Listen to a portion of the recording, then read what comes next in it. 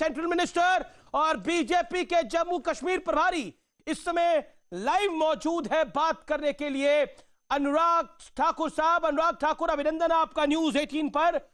सबसे पहला सवाल मेरे साथ थोड़ी देर पहले, कुछ सेकंड पहले मेरे साथ हसनैन मसूदी जो कि मेंबर ऑफ पार्लियामेंट है नेशनल कॉन्फ्रेंस के, वो कह रहे हैं कि देखिए जम्मू कश्मीर ने बता दिया कि बीजेपी की हैसियत क्या है। आप इसको कैसे रीड करते हैं? मैं एक ही बात कहूंगा, ये वही लोग हैं जो चुनाव का विरोध करते थे, बायकॉट करने की बात करते थे, जो पाकिस्तान से बातचीत करने के लिए मजबूर करते थे, जो आतंकवाद का डर पैदा करते थे, जो बंदूक और बारूद की बात करते थे और जो आरोप लगाते थे कि चुनावों में रिगिंग होगी। आज मैं यही कहूँगा, इनकी सब बातें झूठ हुई और जम्मू कश्मीर की जनता की जीत हुई है, लोकतंत्र की, जमहूरियत की जीत हुई है, जनतंत्र की जीत हुई है, मोदी जी की सोच की जीत हुई है। जम्मू कश्मीर ने दुनिया को संदेश दिया है कि हम शांति चाहते हैं, विकास चाहते हैं, हम आतंकवाद और अलगाववाद का साथ नहीं चाहते, हम बम और बंदूक के साथ नहीं जाना चाहते, हम अपने बच्चों के हाथों में कलम और उनको अच्छा भविष्य देना चाहते हैं। हम नए जम्मू कश्मीर का निर्माण करना चाहते हैं। इस नई लीडरशिप के माध्यम से नए जम्मू कश्मीर का निर्माण, एक टेररिज्म मुक्त जम्मू कश्मीर का निर्माण, एक टूरिज्म फ्रेंडली जम्मू कश्मीर का निर्माण, यह जम्मू कश्मीर की जनता ने कहा है।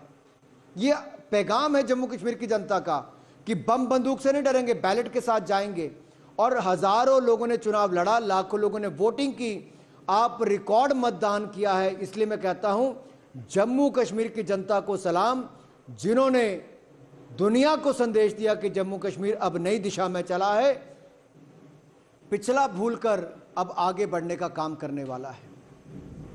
पिछला भूलकर अब आगे बढ़ने का काम करने वाला है।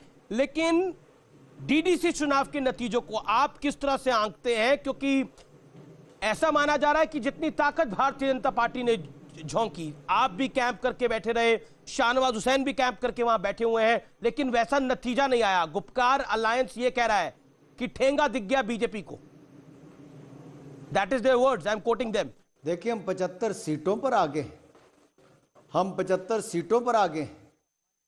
और मैं इस बात स्पष्ट कर दूं, जब ये लोग कहते थे कि कश्मीर घाटी में भाजपा को कार्यकर्ता नहीं मिलेगा, चुनाव लड़ने वाला नहीं मिलेगा, कश्मीर में भारतीय जनता पार्टी का झंडा नहीं दिखेगा, यहां तक कि तिरंगे झंडे का अपमान ये लोग करते थे।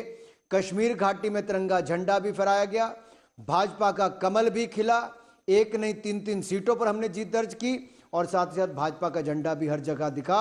भाजपा के कार्यकर्ता लाल चौक से लेकर डल झील तक भी दिखे और यह संदेश पूरी दुनिया को गया है कि घाटी में भी भारतीय जनता पार्टी को समर्थन और जीत मिली है। जम्मू में कई जिलों में तो, जैसे सांबा जिले में 14 में से 13 सीटें हम जीते, कईयों में 11-11 सीटें हम जीते, कईयों पे सांसदों की पत्नियां लड़ रही थी, उनके खिलाफ हम लोग जीते हैं। एक नई लीडरशिप उभर कर आई है।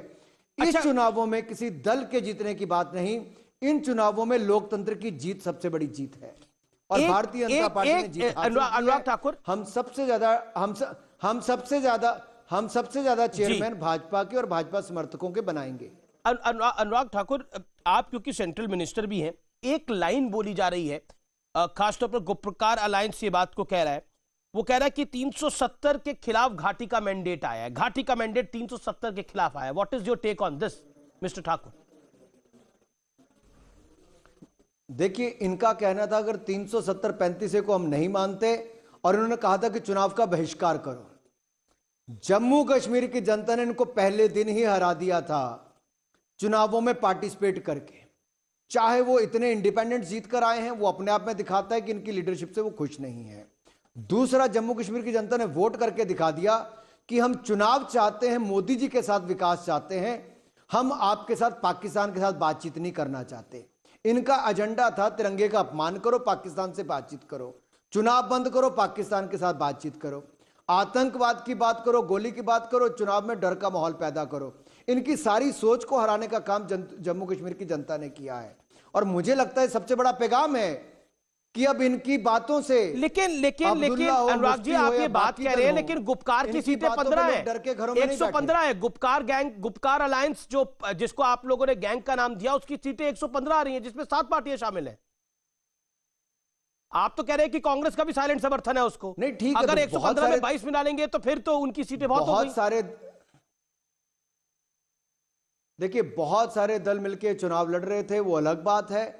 लेकिन ये देखिए, इकलौती भारतीय जनता पार्टी अपने दम पर 75 सीटें, एक बहुत बड़ी उपलब्धि है। घाटी में भी सीटें, जम्मू में भी सीटें, और हमारे मैक्सिमम चेयरमैन बनेंगे, डीडीसी मैक्सिमम हमारी बनेगी। हमारे बहुत सारे लोग इंडिपेंडेंट भी जीत रहे हैं।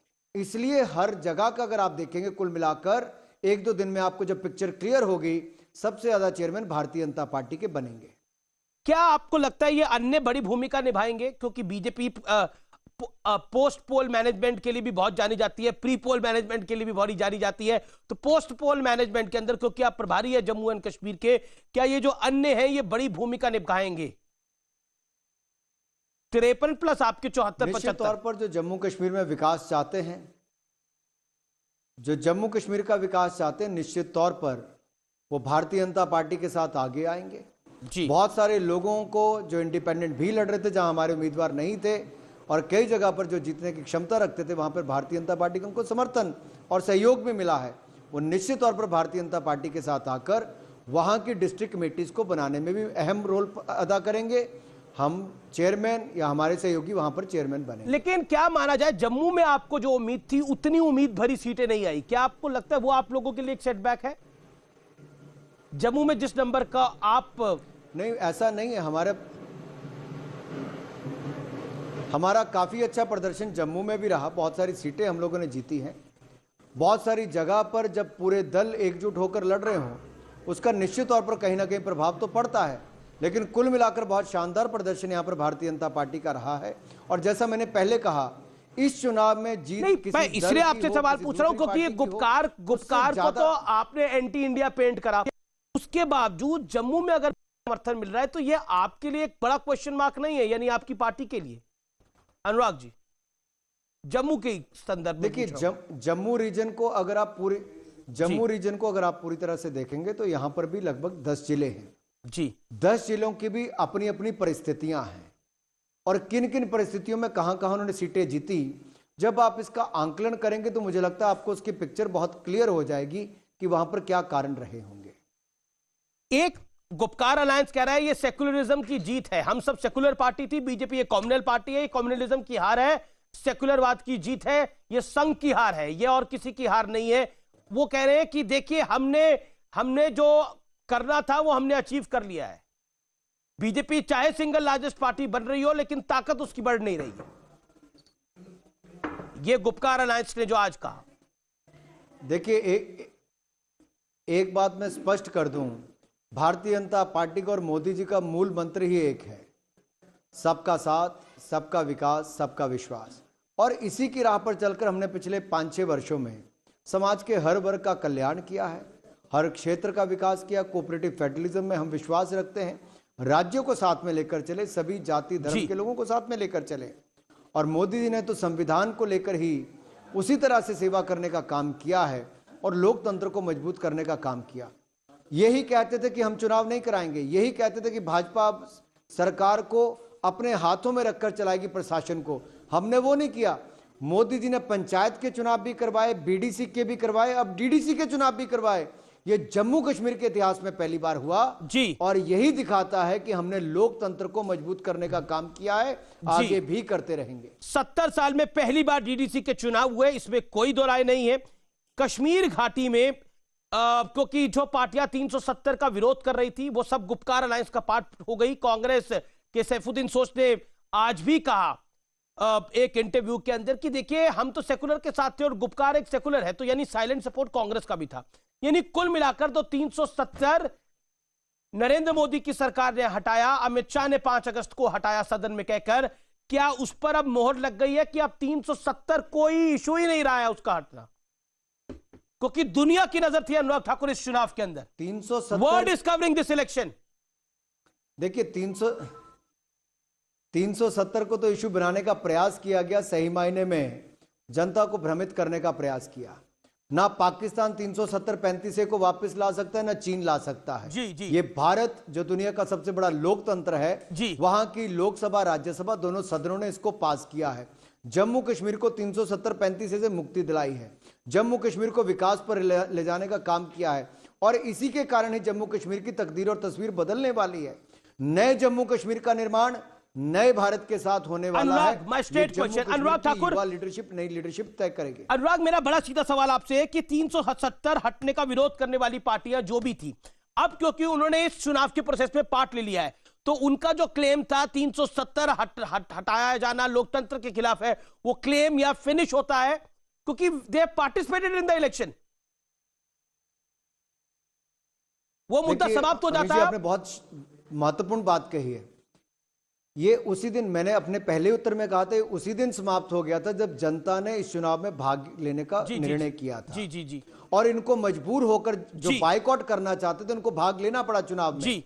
और चुनाव में इन्होंने कहा कि यहां पर निष्पक्ष नहीं होगा। निष्पक्ष चुनाव भी हुआ, भारी मतदान भी हुआ, तो समय समय पर जम्मू कश्मीर की जनता ने मोहर लगाई कि हमें 370-35 से मुक्ति चाहिए, हमें शांति और विकास चाहिए, हमें नए जम्मू कश्मीर के साथ नए भारत का निर्माण चाहिए। बहुत बहुत शुक्रिया Anurag Thakur, pleasure having you, thank you so much. Anurag Thakur केंद्रीय मंत्री और जम्मू कश्मीर के प्रभारी न्यूज़ 18 आर पार में थे। फिलहाल एक ब्रेक का वक्त है, ब्रेक के बाद वापस आ रहे हैं।